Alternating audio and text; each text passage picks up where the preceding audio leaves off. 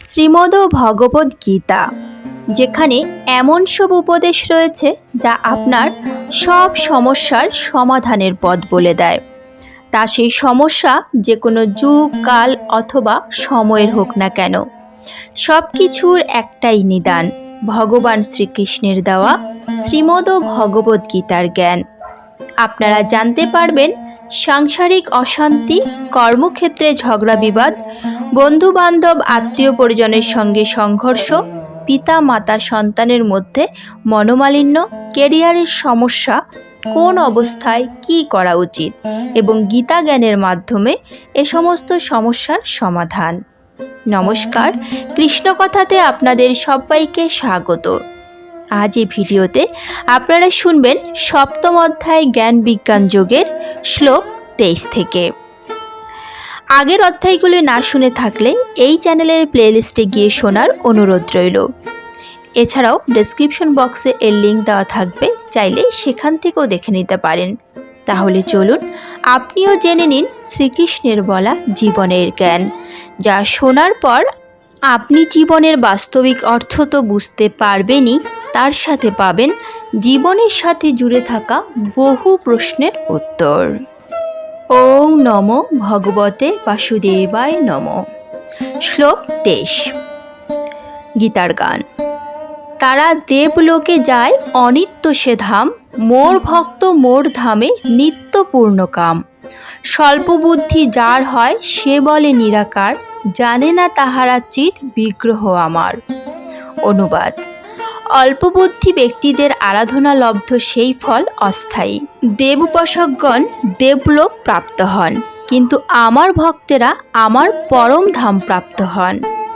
এই শ্লোকের তাৎপর্য হল, ভগবদ্গীতার কোনো কোনো ভাষ্যকার বলেন যে কোনো দেবদেবীর উপাসনা যে করে সেও ভগবানের কাছে যেতে পারে, কিন্তু এখানে স্পষ্টভাবে বলা হচ্ছে যে দেব উপাসকেরা সেই সমস্ত গ্রহলোকে যায় যেখানে তাদের উপাসিত দেবদেবীরা অধিষ্ঠিত। যেমন সূর্যের উপাসকেরা সূর্যলোকে যায়, চন্দ্রের উপাসকেরা চন্দ্রলোকে যায়। তেমনি কেউ যদি ইন্দ্রের মতো দেবতার উপাসনা করে তাহলে সে সেই বিশেষ দেবতার লোকে যেতে পারে।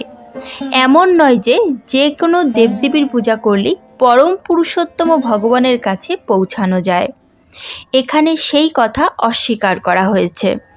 ভগবান এখানে স্পষ্টভাবে বলেছেন যে বিভিন্ন দেবদেবীর উপাসকেরা এই জড়জগতের ভিন্ন ভিন্ন গ্রহলোক প্রাপ্ত হয়, কিন্তু পরমেশ্বর ভগবানের ভক্ত সরাসরিভাবে পরম পুরুষোত্তম ভগবানের ধামে গমন করেন। এখানে কেউ কেউ প্রশ্ন উত্থাপন করতে পারেন যে দেবদেবীরা যদি ভগবানের বিভিন্ন অঙ্গ প্রত্যঙ্গ হন তাহলে তাদের পূজা করার মাধ্যমেও একই উদ্দেশ্য সাধিত হওয়া উচিত। কিন্তু আসল কথা হচ্ছে দেবদেবীর উপাসকেরা অল্প বুদ্ধি সম্পন্ন, তাই তারা জানে না দেহের কোন অংশে খাদ্য দিতে হয়। তাদের মধ্যে কেউ কেউ আবার এতটাই অনভিজ্ঞ যে তারা দাবি করে ভিন্ন ভিন্ন অংশে ভিন্ন ভিন্নভাবে খাবার দেওয়া যেতে পারে, কিন্তু এই চিন্তাধারা সম্পূর্ণ ভ্রান্ত। কেউ কি কান দিয়ে কিংবা চোখ দিয়ে দেহকে খাওয়াতে পারবে?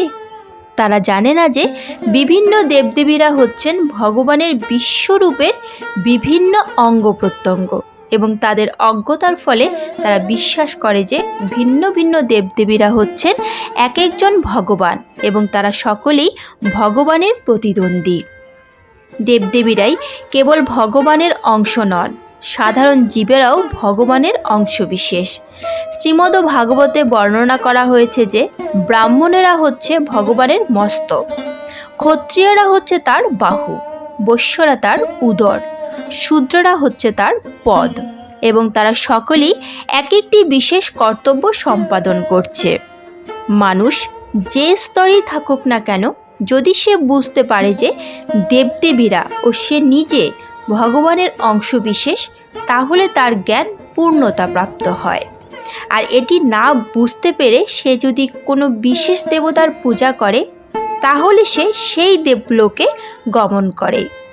এটি সেই একই গন্তব্যস্থল নয় যেখানে ভক্তেরা পৌঁছয়। দেবদেবীদের তুষ্ট করার ফলে যে বর লাভ হয় তা ক্ষণস্থায়ী, কারণ এই জড়জগতের অন্তর্ভুক্ত সমস্ত দেবদেবীরা, তাদের ধাম ও তাদের উপাসক সব কিছুই বিনাশশীল। তাই এই শ্লোকে স্পষ্টভাবে বলা হয়েছে যে দেবদেবীর পূজা করে যে ফল লাভ হয় তা বিনাশশীল, এবং অল্প বুদ্ধি সম্পন্ন মানুষরাই কেবল এই সমস্ত দেবদেবীর পূজা করে থাকে। ভগবানের শুদ্ধ ভক্ত কিন্তু কৃষ্ণ ভাবনায় ভাবিত হয়ে ভগবানের সেবা করার ফলে সচ্চিদানন্দময় জীবন প্রাপ্ত হন। তিনি যা প্রাপ্ত হন তা দেবোপাসকদের প্রাপ্তি থেকে সম্পূর্ণ ভিন্ন। পরমেশ্বর ভগবান অসীম, তার অনুগ্রহ অসীম এবং তার করুণাও অসীম। তাই তার শুদ্ধ ভক্তের উপর তার যে করুণা বর্ষিত হয় তা অসীম। শ্লোক 24। সর্বোত্তম শ্রেষ্ঠ হয় আমার শরীর, অব্যয় সচ্চিদানন্দ যাহা জানে সব ধীর। আমি সূর্য সম নিত্য সনাতন ধাম, সবার নিকটে নাহি দৃশ্য আত্মারাম। অনুবাদ: বুদ্ধিহীন মানুষরা যারা আমাকে জানে না, মনে করে যে আমি পূর্বে অব্যক্ত নির্বিশেষ ছিলাম, এখন ব্যক্তিত্ব পরিগ্রহ করেছি। তাদের অজ্ঞতার ফলে তারা আমার অব্যয় ও সর্বোত্তম পরম ভাব সম্বন্ধে অবগত নয়। এই শ্লোকের তাৎপর্য হল, পূর্ববর্তী শ্লোকে দেবোপাসকদের অল্প বুদ্ধি সম্পন্ন বলে বর্ণনা করা হয়েছে এবং এখানে নির্বিশেষবাদীদেরও সেই রকম বুদ্ধিহীন বলে বর্ণনা করা হচ্ছে। শ্রী রামানুজাচার্যের পরম্পরায় মহিমাময় ভগবত ভক্ত শ্রী যমুনাচার্য এই সম্পর্কে একটি অতি সমীচীন শ্লোক রচনা করেছিলেন।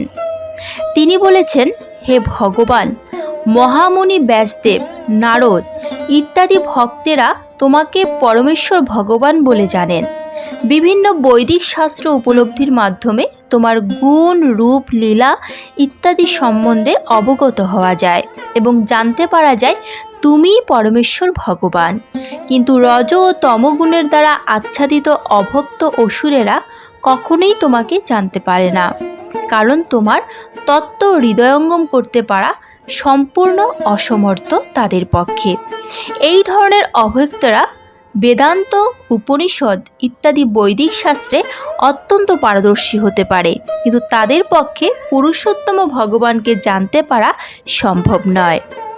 ব্রহ্মসংহিতাতে বলা হয়েছে যে কেবল বেদান্ত শাস্ত্র অধ্যয়ন করার মাধ্যমে পরমেশ্বর ভগবানকে জানতে পারা যায় না। ভগবানের কৃপার ফলে কেবল তিনি যে পরম পুরুষোত্তম সেই সম্বন্ধে অবগত হওয়া যায়। তাই এই শ্লোকে স্পষ্টভাবে বলা হয়েছে যে দেবদেবীর উপাসকেরাই কেবল অল্প বুদ্ধি সম্পন্ন নয়। যে সমস্ত অভক্ত বেদান্ত বৈদিক শাস্ত্র সম্বন্ধে তাদের কল্পনাপ্রসূত মতবাদ পোষণ করে এবং যাদের অন্তরে কৃষ্ণ ভাবনামৃতের লেশমাত্র নেই, তারাও অল্প বুদ্ধি সম্পন্ন এবং তাদের পক্ষে ভগবানের সবিশেষ রূপ অবগত হওয়া অসম্ভব। যারা মনে করে যে পরমেশ্বর ভগবান নিরাকার, তাদের অবুদ্ধও বলা হয়েছে, অর্থাৎ এরা পরম তত্ত্বের পরম রূপকে জানে না। শ্রীমদ্ ভাগবতে বলা হয়েছে যে অদ্বয় জ্ঞানের সূচনা হয় নির্বিশেষ ব্রহ্ম থেকে, তারপর তা পরমাত্মার স্তরে উন্নীত হয়। কিন্তু পরম তত্ত্বের শেষ কথা হচ্ছে পরম পুরুষোত্তম ভগবান। আধুনিক যুগের নির্বিশেষবাদীরা বিশেষভাবে অজ্ঞতার কারণে তারা এমনকি তাদের পূর্বতন মহান আচার্য শঙ্করাচার্যের শিক্ষাও অনুসরণ করেন না, যিনি বিশেষভাবে নির্দেশ দিয়ে গেছেন যে শ্রীকৃষ্ণই হচ্ছেন পরম পুরুষোত্তম ভগবান। নির্বিশেষবাদী তাই পরম তত্ত্ব সম্পর্কে অবগত না হয়ে মনে করে যে শ্রীকৃষ্ণ ছিলেন দেবকী ও বাসুদেবের সন্তান মাত্র, অথবা একজন রাজকুমার, অথবা একজন অত্যন্ত শক্তিশালী জীব মাত্র। ভগবদ্গীতায় ভগবান এই ভ্রান্ত ধারণার নিন্দা করে বলেছেন, অবজানন্তি মাম্মুরা মানুষীম তনুমাশ্রিতম, অর্থাৎ অত্যন্ত মূঢ় লোকগুলি কেবল আমাকে একজন সাধারণ মানুষ বলে মনে করে আমাকে অবজ্ঞা করে।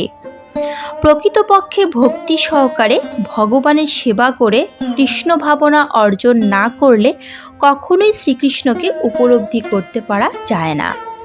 শ্রীমদ্ ভাগবতে এই কথা প্রতিপন্ন করে বলা হয়েছে, হে ভগবান, আপনার শ্রীচরণ কমলের কণামাত্র কৃপা যে লাভ করতে পারে সে আপনার মহান পুরুষত্বের উপলব্ধি অর্জন করতে পারে। কিন্তু যারা পরম পুরুষোত্তম ভগবানকে উপলব্ধির উদ্দেশ্য কেবলই জল্পনা কল্পনা করে, তারা বহু বছর ধরে বেদ অধ্যয়ন করতে থাকলেও আপনাকে জানতে সক্ষম হয় না। কেবলমাত্র জল্পনা কল্পনা আর বৈদিক শাস্ত্রের আলোচনার মাধ্যমে পরম পুরুষোত্তম শ্রীকৃষ্ণের নাম, রূপ, লীলা ইত্যাদি জানতে পারা যায় না।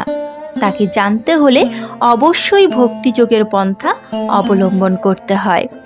কেউ যখন হরে কৃষ্ণ কৃষ্ণ কৃষ্ণ হরে হরে, হরে রাম রাম রাম হরে হরে এই মহামন্ত্র কীর্তন করার মাধ্যমে ভক্তিযোগ অনুশীলন শুরু করে, সম্পূর্ণভাবে কৃষ্ণ ভাবনামৃতে মগ্ন হয়, তখনই কেবল পরম পুরুষোত্তম ভগবানকে জানা যায়। নির্বিশেষবাদী অভক্তরা মনে করে যে শ্রীকৃষ্ণের দেহ এই জড়া প্রকৃতির তৈরি এবং তার শ্রী বিগ্রহ, লীলা ইত্যাদি সবই মায়া। এই ধরনের নির্বিশেষবাদীদের বলা হয় মায়াবাদী। তারা পরম তত্ত্ব সম্বন্ধে সম্পূর্ণ অজ্ঞ। কামনা বাসনা দ্বারা যারা অন্ধ, তারাই বিভিন্ন দেবদেবীর শরণাপন্ন হয়।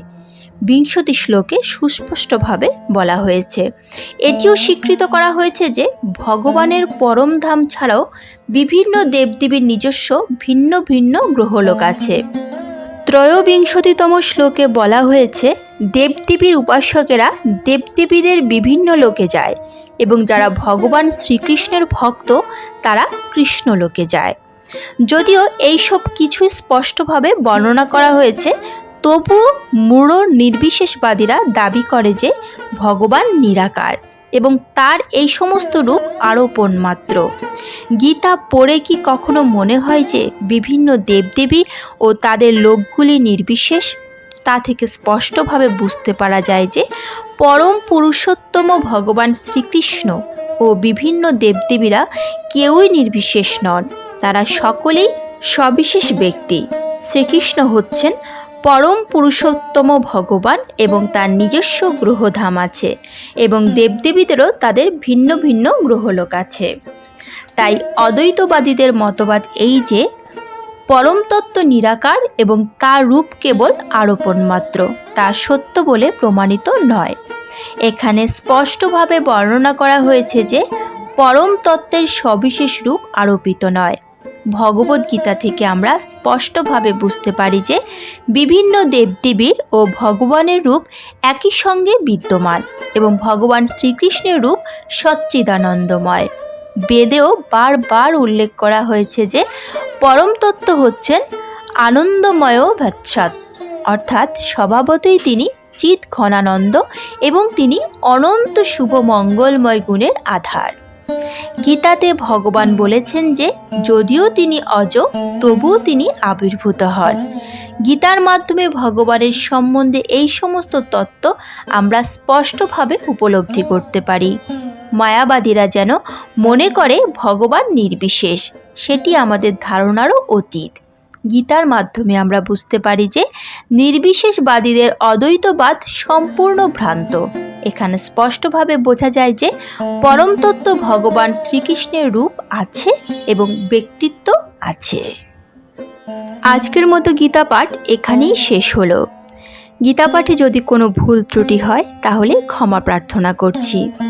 আশা করি শ্রীকৃষ্ণের উপদেশ সমন্বিত গীতার জ্ঞান দ্বারা আপনারা হৃদয়ে পরম আনন্দ লাভ করেছেন। ভিডিওটি যদি ভালো লেগে থাকে তাহলে অবশ্যই একটি লাইক করবেন, প্রিয়জনদের সাথে শেয়ার করবেন যাতে তারাও উপকৃত হতে পারে। যদি ভিডিওটি আপনাদের ভালো লাগে তাহলে নিয়মিত গীতা পাঠ শুনতে চ্যানেলটিকে অবশ্যই সাবস্ক্রাইব করবেন। যদি রাধা মাধবের পরম ভক্ত হন তাহলে কমেন্টে রাধা মাধবের জয়গান করতে ভুলবেন না যেন। তাহলে আজ পর্যন্তই, দেখা হচ্ছে পরবর্তী ভিডিওতে। ভালো থাকবেন, সুস্থ থাকবেন।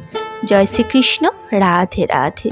সবশেষে আমার সাথে বলুন সেই মহামন্ত্র শুধু একবার, হরে কৃষ্ণ কৃষ্ণ কৃষ্ণ হরে হরে, হরে রাম রাম রাম হরে হরে।